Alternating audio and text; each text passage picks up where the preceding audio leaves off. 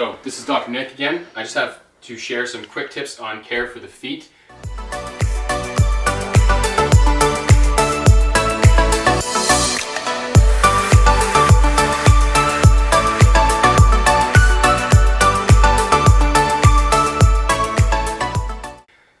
We've all been looking to be a little bit more active now that we have a little bit more spare time on our hands because we are in the middle of the COVID-19 crisis. And I think that one of the most common things that happens to people when they start running, and there's that abrupt change in load, is they end up developing pain known as plantar fasciitis, which is when you will get pain on the inside of your heel, okay?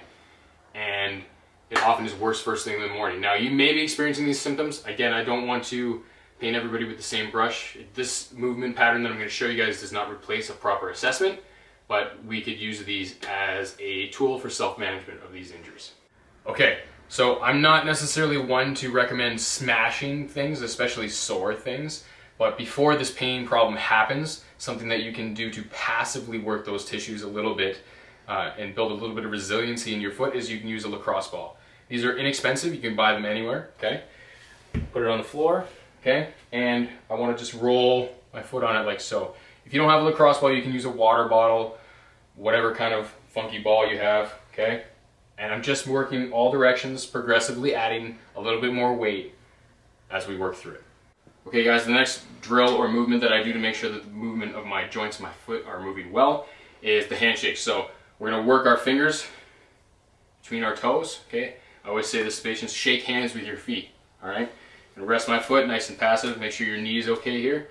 And you're just gonna work all the different joints of your foot in all the different directions, okay? I'm not trying to inflict pain. None of this should be painful.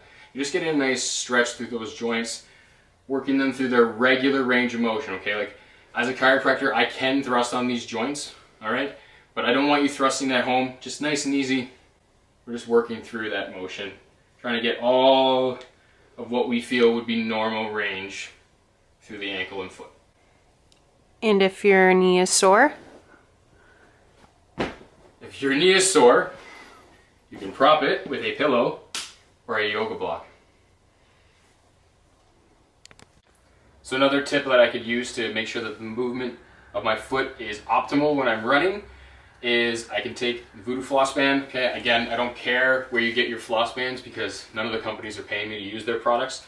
So you're gonna put that. I want to go right at the base of my foot here, right at that metatarsal phalangeal joint.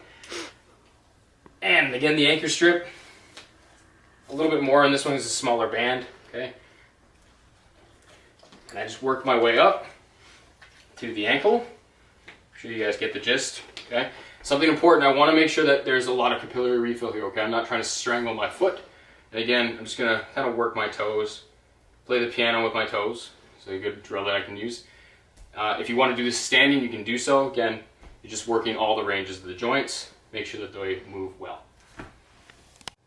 So what I really want to work now is just working that medial longitudinal arch of my foot. Okay, so basically it's from my big toe to that sore spot on my heel. And how I can work that is just working it through a passive range. I want to prop my big toe up on something, so I got my trusty sore right here.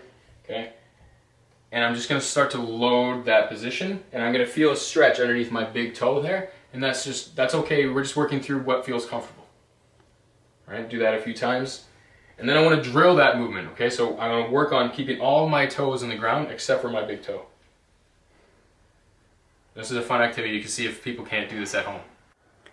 Okay, so the last drill I want to show you guys for the foot is I want to really work extension of my proximal interphalangeal joint of the foot. Okay, so these are the middle knuckles, if you will, of the toes. And how I want to do that is I want to kind of load them up. And see how my feet are crinkled? I don't want to see that crinkling. I want to see them go flat. And I just want to really load that joint into extension to make sure I get a nice extension of those joints without crinkling up my toes. I shouldn't see any of that crinkle of that middle joint. Again, just slowly working through the